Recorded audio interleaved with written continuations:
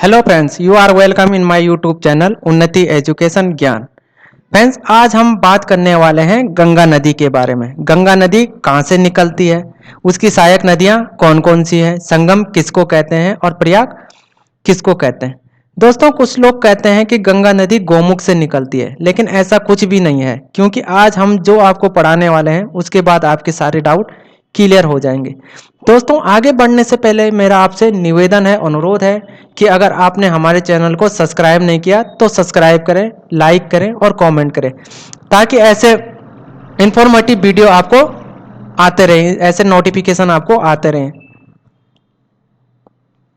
दोस्तों, उत्तराखंड 2000 में उत्तर प्रदेश से अलग हुआ था। इसको देवभूमि के नाम से भी जाना जाता है, क्योंकि सारे देवी देवताओं का ये वास स्थान है। उत्तराखंड को अभी 3 भागों में बांटा जाता है: गढ़वाल मंडल, कुमाऊं मंडल, गैरसैंण मंडल।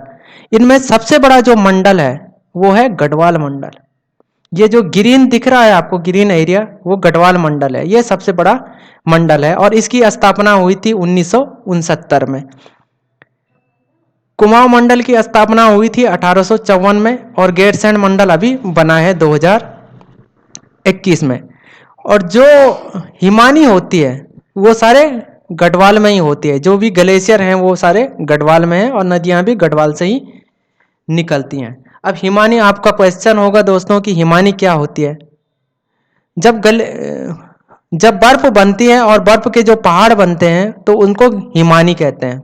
अब ये कैसे होता है, हम अपने कई टॉपिकों में बता चुके हैं कि अगर हर 165 मीटर की ऊंचाई में जाने पे 1 डिग्री सेंटीग्रेड तापमान में कमी आ जाती है। अगर हम 165 डिग्री की ऊंचाई पे जा रहे 165 मीटर की ऊंचाई पे जा रहे हैं तो 1 डिग्री सेंटीग्रेड तापमान घटते जाएगा।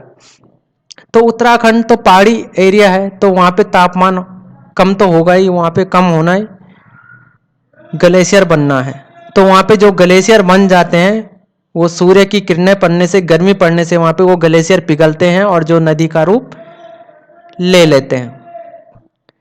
फ्रेंड्स, उत्तराखंड में जो हिमानी होती है वो पिघलती है और फिर बर्फ का रूप, फिर नदी का रूप ले लेती है और नदियाँ निकलती हैं अपनी जगह से। जो उत्तरकाशी से निकलती है वो भागीरथी नदी निकलती है। केदारनाथ से निकलती है जो नदी वो मंदाकिनी है। बद्रीनाथ से निकलने वाली नदी विष्णु गंगा और तपोवन से निकलने वाली धौली गंगा। केदारनाथ, बद्रीनाथ और तपोवन से जो नदियां निकलती है वो बन जाती हैं अलकनंदा। और उत्तरकाशी गंगोत्री से जो नदी निकलती है वो बन जाती है भागीरथी नदी। दोस्तों, अब हम नदी के इस मैप से आपको समझाते हैं। उत्तराखंड में एक जगह है बद्रीनाथ और बद्रीनाथ में एक जगह है सतोपंथ हिमानी।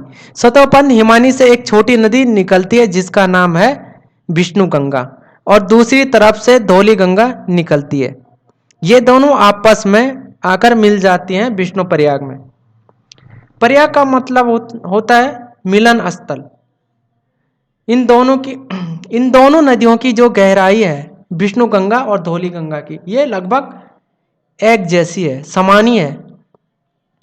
तो जहाँ पे भी दो नदियों की गहराई एक जैसी होती है तो उनका नाम चेंज हो जाता है। जहाँ पे संगम बनता है उनका नाम वहाँ से चेंज होने लगता है।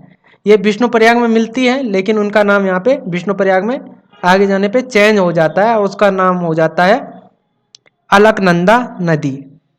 अलकनंदा नदी ऐसे ही आगे बढ़ती है और एक और नदी आती है जो कि जिसका नाम है नंदाकिनी, और नंदाकिनी नदी भी अलकनंदा पे मिल जाती है। नंदाकिनी की गहराई कम है और अलकनंदा की ज़्यादा है, इसलिए अलकनंदा कहती है कि तुम हम में मिल जाओ और तुम यहीं पे समाप्त हो जाओ, अपना नाम छोड़ दो।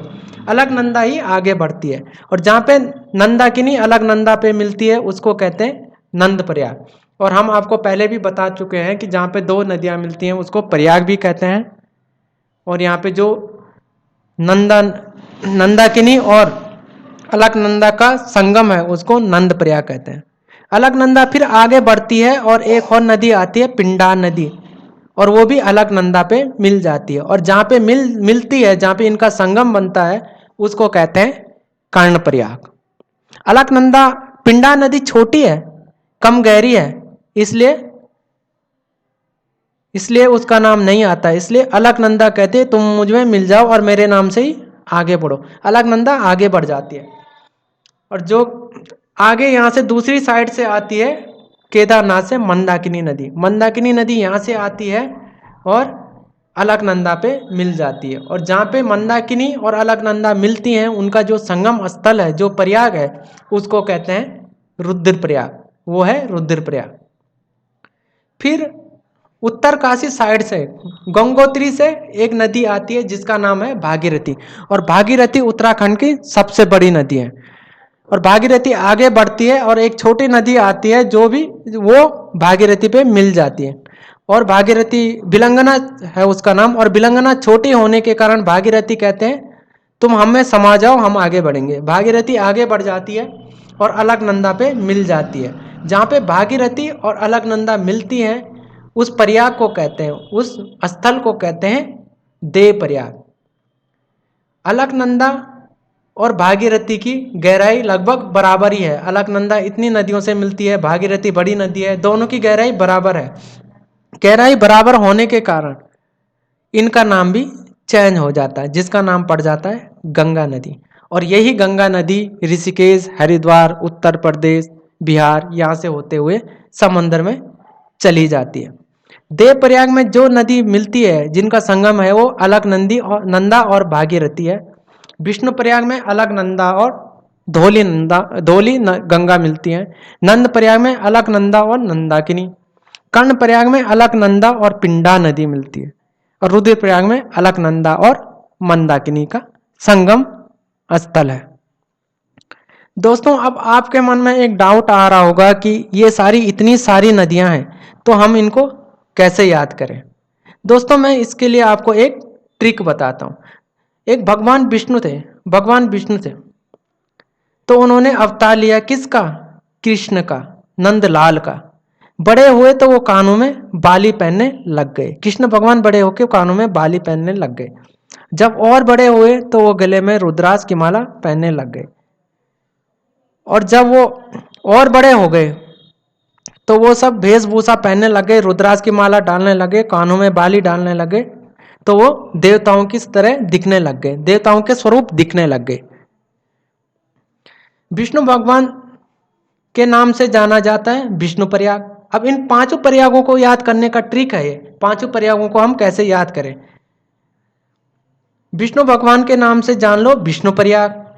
जब विष्णु भगवान ने अवतार लिया किसका? कृष्ण का अवतार लिया, नंदलाल का, तो हो गया नंद प्रयाग। जब वो नंदलाल कानों में बाली पहनने लग गए तो वो हो गया कर्ण प्रयाग। और जब नंदलाल गले में रुद्राक्ष की माला डालने लग गए तो वो हो गया रुद्र प्रयाग। और इन सब को मिला के उनका जो स्वरूप बनता था, वो जब दिखते थे तो वो देवों के तरह दिखते थे, जो कि है हमारा देव प्रयाग। दोस्तों, मुझे उम्मीद है कि आज का वीडियो आपको बहुत पसंद आया होगा। ऐसे ही वीडियो आपको टाइम से मिलते रहें, इसके लिए सब्सक्राइब, लाइक और कमेंट करें। जय हिंद, जय भारत, जय उत्तराखंड।